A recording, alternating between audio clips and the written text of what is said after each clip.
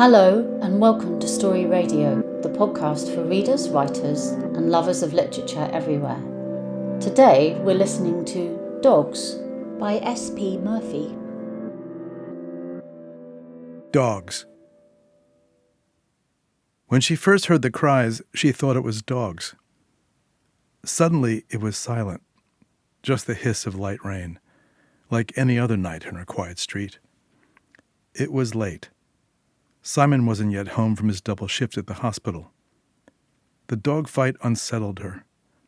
That strangled sound had pitched itself into the house. Julie went upstairs to check on the baby.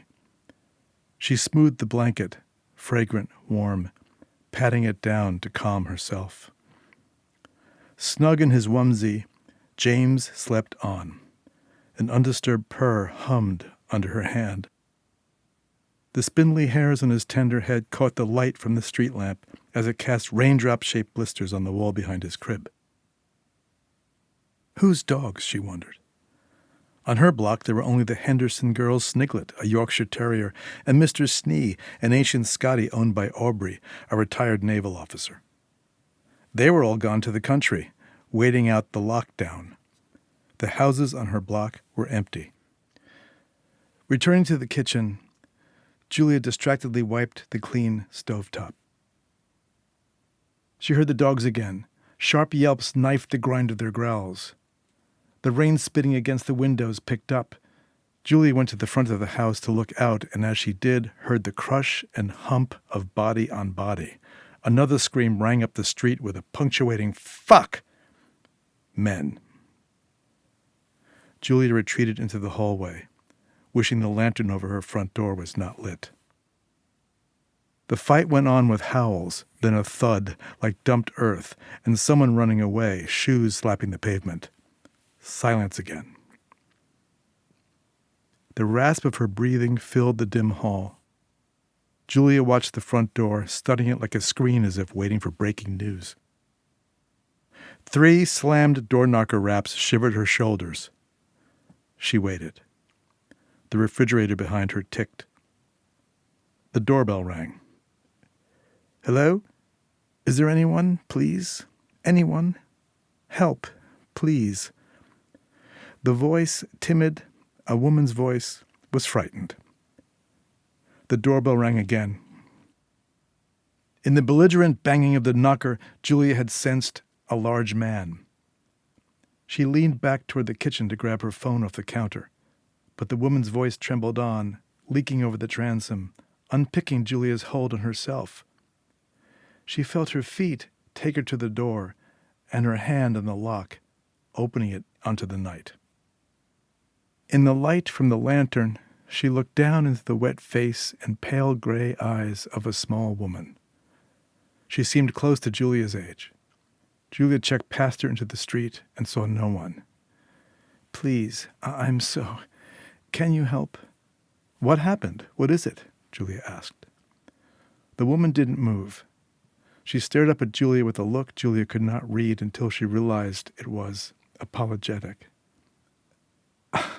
"I'm so very sorry," the woman said in a conspiratorial whisper as the fiscus tree in the stoop crashed down and a man swelled up over the threshold. He hustled his arms around both women, surged into the house, and slammed the door shut with a kick of his boot. Roaring with pain, he let them go, moving as if he had been there before, as if he owned the place. He strode into the kitchen, turned the sink taps full blast, and cupped the rushing water in his hands to flush his face. Julia watched a blood-pinked swirl spin on the porcelain and circled the drain. "Fuck!" he yelled. It was the voice from the street. "Syl!" he commanded. "Get me a towel, ice, something for fuck's sake." "So sorry," the woman said to Julia. "Would you mind? Sorry." She grabbed the dish towel from the rod in the stove and held it out to Julia. "Might we have some ice?" Julia stood in the center of her kitchen and didn't move. The man turned his face towards Julia and with a greasy smile said, "Madam, if you would, some ice." That was when she recognized him. Many months ago, he'd appeared midday at her door. He had smiled and called her "Madam" in just that way. She was pregnant then, And as she remembered this, she felt a twinge in her back where she used to press her palm those last weeks carrying James.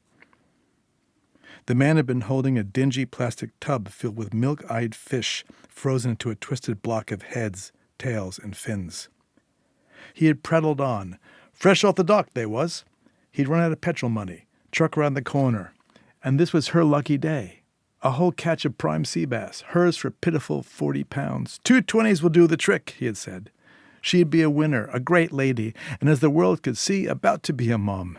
Nothing more lovely than a woman with child, he said, adding that he had a little sprog himself, so he should know. And what a thing to show them, the sprogs, that is. You can get something in return for doing someone a solid, like getting him home to his family.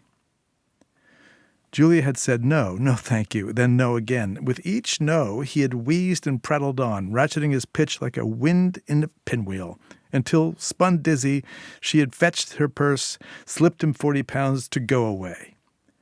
Closing the door, she'd been surprised to see that he had actually left the tub of fish dripping on the doorstep. Julia couldn't tell if he remembered. Now, dingy like that tub, he was in her house, dripping onto the polished floor of her gleaming kitchen, sputtering pathogens into her purified air. Since lockdown, she'd kept the kitchen as clean as an operating theater. Simon checked when he got home. He liked it that way.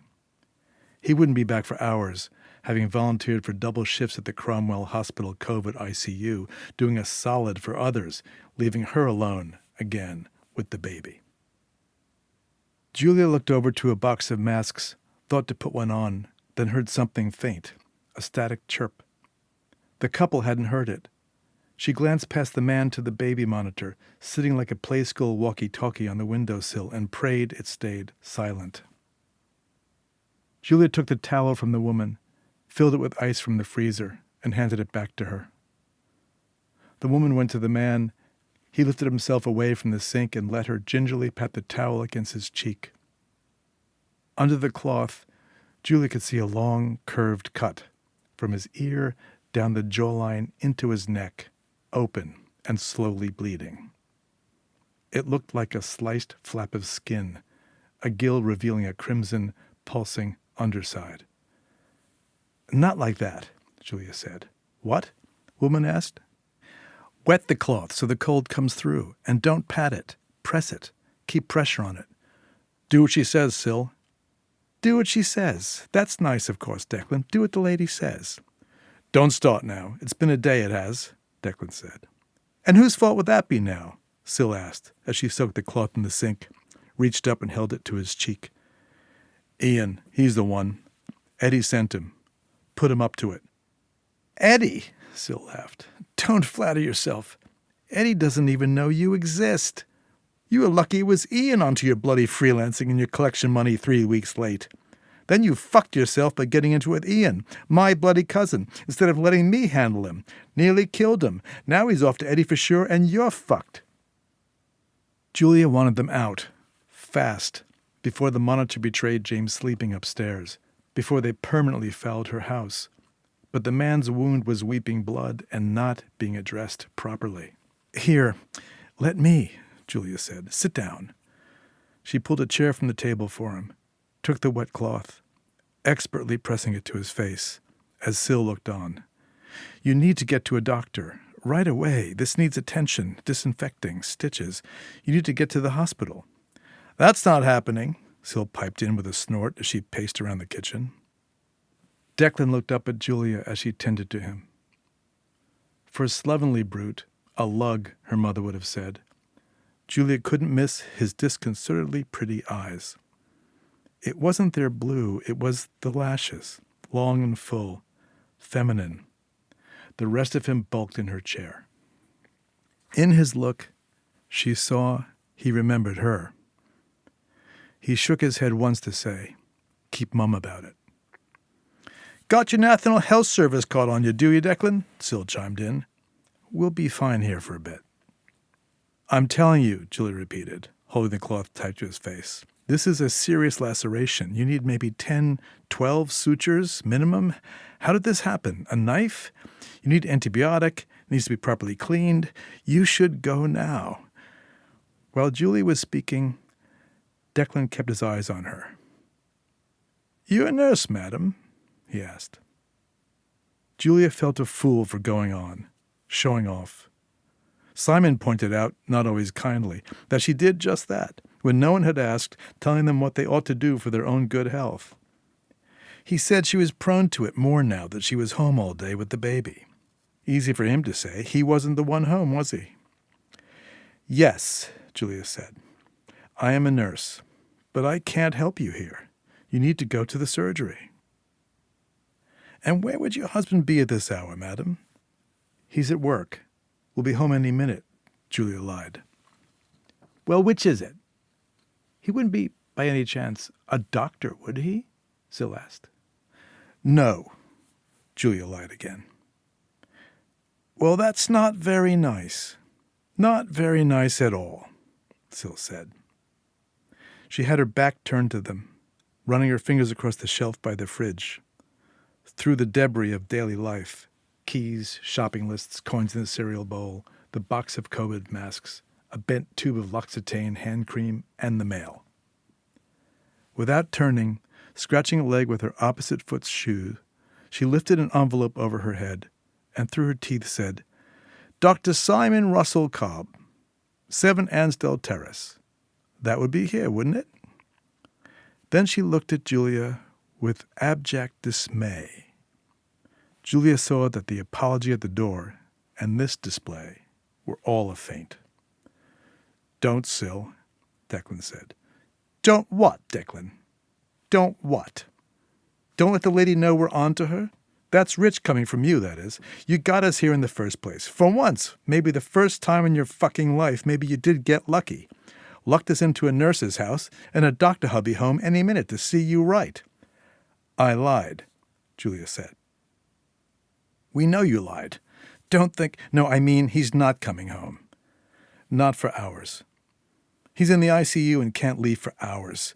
Please, you need to leave and get real help now." "Now that's either very, very considerate of you or just really, really stupid," Sil muttered. Julia closed her eyes for a moment, then looked from one to the other. Where were their masks? Dumb question. Where were her mask and gloves? Their wet breath and sweaty, bloody selves had broken the hermetic seal in her home. The only people who had been inside since lockdown. Lockdown! Or was it everyone locked out? For months, the greengrocer and the Ocado left food on the stoop. Julia dutifully wiped down all the bags with sanitizer, wore the blue gloves Simon poached from the ICU. Often she felt more locked in, like the young woman in the fairy tales. She kept an extra box of masks by the pram for her once-a-day walk in Hyde Park. In the park, everyone stayed well away from each other, tilted an acknowledging nod with a side glance that silently asked, "Are you safe? Are you infected?" Julia remembered that look from an old flick, Invasion of the Body Snatchers. Are you one of them? She sometimes found the walk more lonely than staying home. But the air was good, and there was the diversion of watching the odd clutch of teens, maskless, kicking a ball on the grass, lunatics on the grass, like Simon's all-weekend repeat play Pink Floyd. Now the lunatics were in the hall, in her home, bleeding into the sink, exhaling whatever they brought in with them. James upstairs, breathing the same polluted air, and Simon, somewhere he wanted to be, free to nobly join the battle. "You need to leave. And now," Julia declared. Sil turned the ends of her lips all the way up into a beatific smile. "No, we're going to stay. And you or your hubby are going to see him right, Sister Nurse. Get him fit for travel. Look!" Sil yanked the cloth in Julia's hand away from the gash in Declan's face, and as she did it, it seeped blood, bleeding along its length, down his neck, into his collar. "Sil, we've got to go. Eddie and Ian are going to be looking for sure. They're going to be back. Here." "You let me worry about them," Sil said. "She's right. You're in no condition. She'll fix you up and we'll go." "I can't help you," Julia protested. Oh, yes, you will, Syl said, not smiling this time. I'll give you some money, Julia said. You can get a taxi or an Uber. As soon as she said that, she felt foolish. An Uber. But before she knew what to do next, Syl asked, "Where's the loo?" "What?" "The loo. Where is it?" "It's up half a flight on the landing." "Okay then," Syl said. "I'm going to the loo. You think about it. Maybe change your mind. Get whatever you have here at home, you being a medical couple and all, and you think about how you're going to fix him. May I borrow your phone?" She didn't wait for a reply. She took Julia's phone off the counter. "You won't need this till you're done with Declan. Wouldn't want you to lose focus." She lifted the sash of the back window, threw the phone into the night, and banged the window down. Syl went up the few steps and disappeared at the turn of the stairs. Julia heard the bathroom door open and close. All she needed, was for them to leave. She didn't want to help, knew that wouldn't get them out. Yet when she looked at him and saw the gash glisten red each time she lifted the cloth, the blood insistently flowing down his throbbing neck, she couldn't be sure there wasn't an artery cut. Declan's face twisted up, as if asking a question, and in the intimacy of his need, drew her to him. She remembered that pull from when she was on duty, before James. A patient lifted from stretcher to gurney, bleeding from the belly, would cry out at her touch, pulling her in like undertow, flooding everything except the hurried rush of soothing his pain. Julia pressed the cloth tenderly, but with pressure, against his face. "Madam, I'd be very grateful if you'd patch me up." "If I do, will you leave?" "Out like a flash. You do me this solid, and I know a fine woman like you will. I'll talk with Syl, get us out of here in a flash." He smiled at her. She recognized the same cadence in his patter he'd used at the door and knew it was a con. Syl called the shots. "How did this happen? Who cut you?" The heavy hulk of this man sank further down in the chair. He put his hand up, covering hers, holding it as she pressed his cheek. "Was Syl's cousin I was tussling with." "He cut you?" Declan closed his eyes. "So Syl cut you to stop it." His opening eyes said yes. Julia shuddered, let him hold her hand, then brushed his wet, lank hair off his brow and away from the cut. She had him keep the cloth in place as she opened a cabinet above the sink, took down a leather bag, removed 4 vials of saline, alcohol, scissors, lidocaine cream, tape, and 3 dressing pads. She rummaged in the bag for arterial dressing, finding none, thought to ask Simon to bring some home. Simon. Home. What are we doing here? This house. Julia never wanted to live in Kensington. Lovely, but no village. And she was so alone these days, Simon away being the hero at all hours. He chose it. He called the shots. Told her it was respectable and safe. Safe. Every night at 8, Julia stood on the steps of the house, the only person on her dead-end street, applauding solo, in ghostly community with the rest of the country, honoring the heroes of the NHS. On these evenings, in the heart of a great city, as she waited for the clock to strike, in that pause she heard a terrifying silence. No traffic. The only sound in the vacant air was a discordant songbird. Finally, when she banged on her pot, it was to fill the void, to send a drumbeat across the rooftops to Simon, signaling, "I am here, please come home." But he didn't. They could hardly communicate all day. He was so busy, and each morning when he left, as the lockdown dragged on and she had less and less planned for her day, he filled their conversations with more and more unsolicited advice, directives really, for how she should live her life. But now, in the kitchen, in this moment, she didn't need Simon to tell her anything. She was glad to be doing something she knew how to do. First, do some good, like her friends in the nursing staff at the hospital. They were on the front line, at risk, while she was at home, ashamed of her bubble of happiness with James. ashamed of the envy she felt in the dead afternoons while he slept. So do it. Help this man. Get him fit for travel. Maybe do him a solid after all and get them both the hell out. Julia washed her hands, pulled on 2 of the blue gloves, gently held the cloth under his jaw as she irrigated the cut with saline solution. He winced, but held. She said, "That's all right. Just a bit more." Up on the landing, a phone winkled a trill. Julia and Declan looked over to the empty stairs and heard Syl say, Yes, Eddie. No, I can't. No, we left. Yes, I know, but I can handle, sorry, but I can, yes, I understand. Hello? Syl took the steps down one by one, lips clenched, eyes fired, one hand holding her phone, the other cradling Winnie the Pooh onesie James, swiveling his sleep-damp head, searching his mother. A dummy pulsed over his trembling chin. "What are you doing? How dare you?" Julia screamed. James burst into a wail. Syl jiggled him, smiling as she swung round. Julia ripped off the gloves and lunged at Syl. Saline and alcohol vials rolled off the counter, smashing with a pop on the floor as she tried to pry James away. "Back off, sister nurse." Syl retreated behind the counter, grasping James. "This sweet little lad is our insurance policy.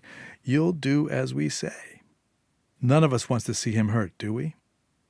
Julia imagined the knife Syl used on Declan sleeping in her pocket, didn't want to wake it, and quietly hissed, "What is it you want?" "I want you to stop the bleeding on his fucking face. Haven't you been paying attention?" Julia blanked. Dizzy, she focused on James. The alcohol stink on the floor hit her nose and crashed the high of caring for Declan. She waited. Her precipitous pause sank the air in the room like a sudden drop in altitude. In the downdraft, James stopped crying and joined the two watching his mother. The women faced each other, the counter between them. Julia's hands splayed flat on the marble. "I cannot help you," Julia steadily said. "Madam, please," Declan said. "Syl can get very angry and give me my child now." "Insurance, sister nurse."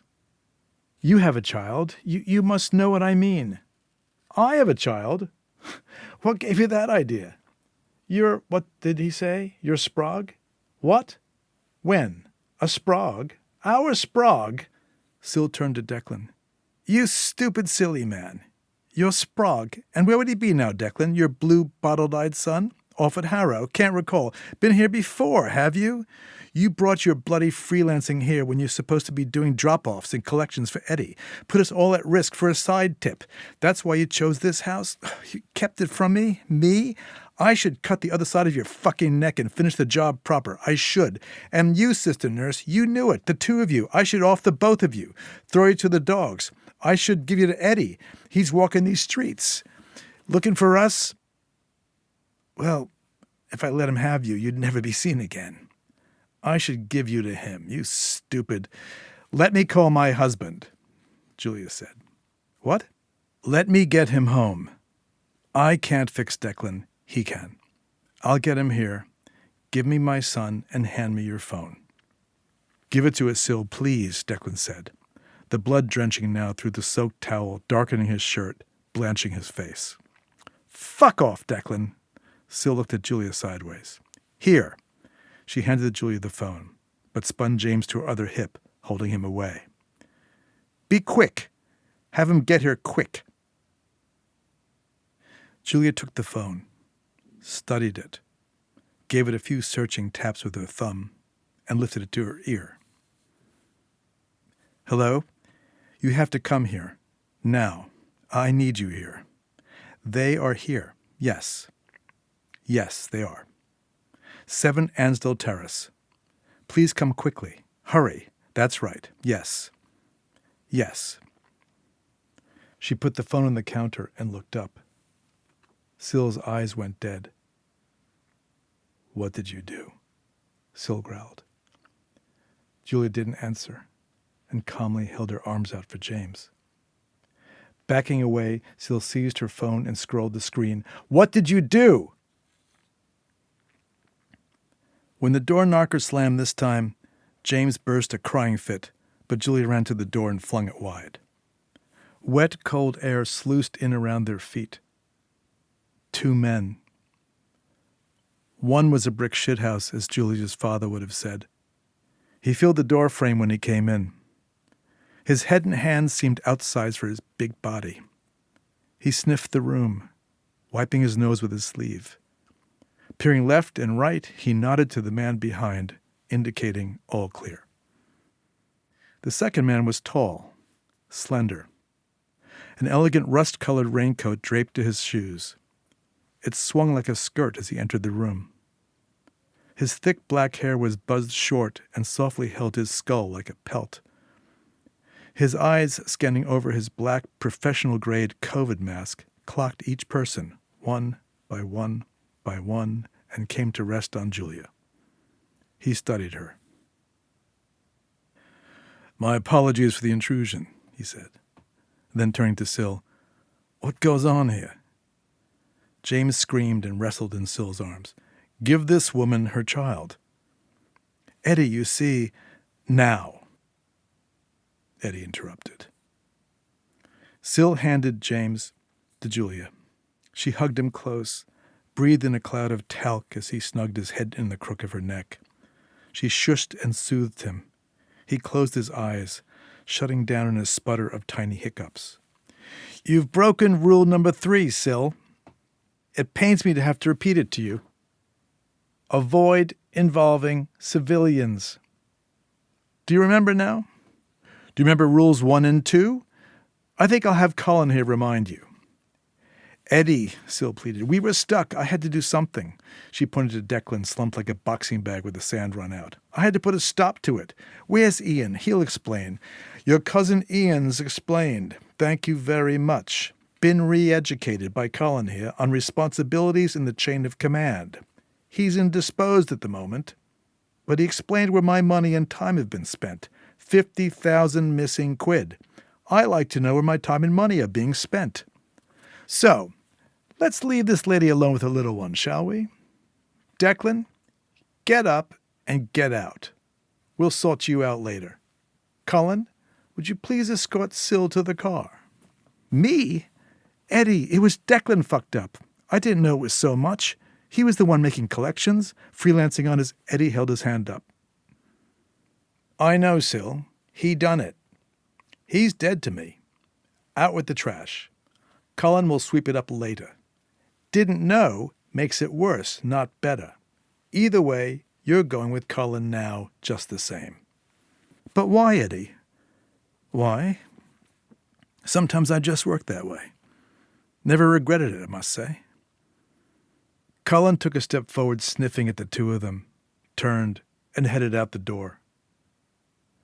Declan looked to Julia, started to speak, read nothing in her eyes, and stopped. Then he and Syl shuffled, almost trotted, heads down, following Colin into the street. Julia hugged James tight to her chest and sized Eddie up again. He was the same height as Simon, and his coat, if white, could have been a surgeon's coat. "You're wearing a mask," she heard herself say. "Of course. Daft not to. This virus is very good at killing people. If I had known the benefits, I would have started wearing one years ago. You can imagine the sorry state of hygiene among the lot I commune with. And it suits me, don't you think?" Julia did not reply. "About you," Eddie went on. "My instincts tell me you will be smart, do the right thing, and leave it as it is. Say no more. Would you like to know why I think that? I'll tell you. I find it interesting that you called me. Me. Not the police. Not your husband. Me. You had a good idea what would happen if you called me. You chose that option."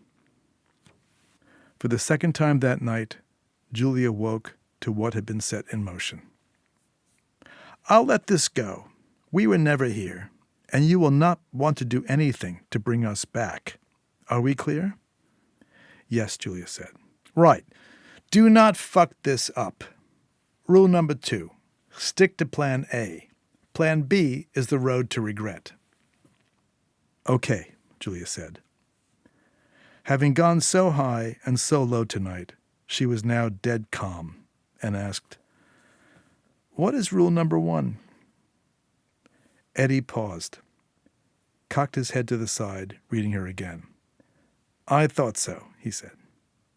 I thought this when I heard you on the phone. I said to myself, now here's a civilian in a very stressful encounter, and she has the moxie to call me. And then I said, no, that's not it. She knows what happens now, and she wants it. Eddie's eyes smiled. They studied each other. In the quiet, Julia realized the rain had stopped. For a moment she thought he would take off his coat, but he went to the door. Before he left, he turned and said, Rule number 1, follow the plan and get it done yourself. Trust no one else. They'll only break your heart. He stood there in the doorway watching her. You found something new tonight. I'd be careful if I were you. You might find that you enjoyed it. Well, you are not me, so get the fuck out of this house, Julia said. Eddie cocked his head, twitched his fists in his pockets, and swept out the door. When he was gone, Julia put James to bed, cleaned the kitchen until it gleamed again. The windows opened high, exchanged the piney disinfectant scent with the charged air of the night. She left the phone outside. In the years to come, in another house, in a wholly different time, the cold clarity in the aftershock of seeing Syl clutch her child could wash over her, unbidden, and with it a rush thrilled up her skin as it had when Eddie came in the door, and she saw what she had set in motion and was grateful for it. Julia sat at the table, listening to the rain, and waited.